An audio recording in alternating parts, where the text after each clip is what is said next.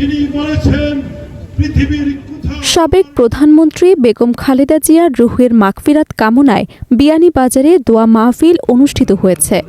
শুক্রবার বিকেলে বিয়ানীবাজার পৌর শহরে উপজেলা বিএনপির উদ্যোগে আয়োজিত এ দোয়া মাহফিলে প্রধান অতিথি হিসেবে বক্তব্য রাখেন সিলেট ৬ আসনে ধানের শীষের প্রার্থী ফয়সাল আহমদ চৌধুরী।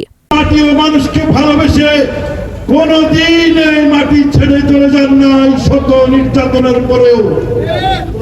তিনি ৮০ বছর বয়সে স্বৈরাচারী শেখ হাসিনা আমাদের কারাগারে নির্যাতিত হয়ে জীবন মৃত্যুর সন্ধিক্ষণে যখন লড়াই করছিলেন, তখন বারবার যখন স্বৈরাচারী বলছিল দেশ ছেড়ে চলে যাওয়ার জন্য, তিনি বলেছেন পৃথিবীর কোথাও আমার ঠিকানা নাই, আমার ঠিকানা হচ্ছে এই মাটি, এই বাংলাদেশের মাটি হচ্ছে আমার ঠিকানা। বন্ধুরা আমার, আমরা সেই নেত্রীর আদর্শ বুকে লালন করি। বন্ধুরা, আমাদের সেই নেত্রীর ভালোবাসা নিয়ে আমরা আন্দোলন সংগ্রাম করেছি। আপনারা দেখেছেন শত নির্যাতন করেও তাকে কোনোদিন আপুসকামী হন নাই। তিনি আপুসহীন নেত্রীর খেতাব নিয়েই এই পৃথিবী ছেড়ে চলে গিয়েছেন।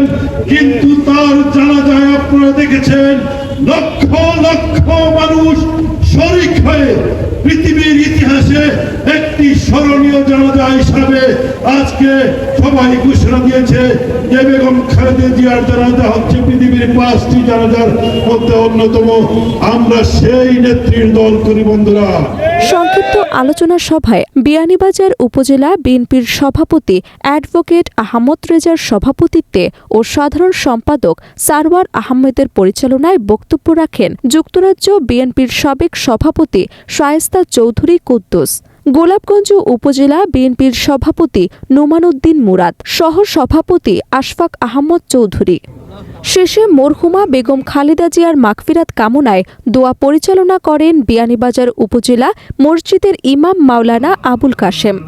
এ সময় উপজেলার বিভিন্ন ইউনিয়ন থেকে বিএনপি ও অঙ্গ সংগঠনের শত শত নেতাকর্মী দোয়া মাহফিলে অংশগ্রহণ করার জন্য অনুষ্ঠান স্থলে উপস্থিত হন।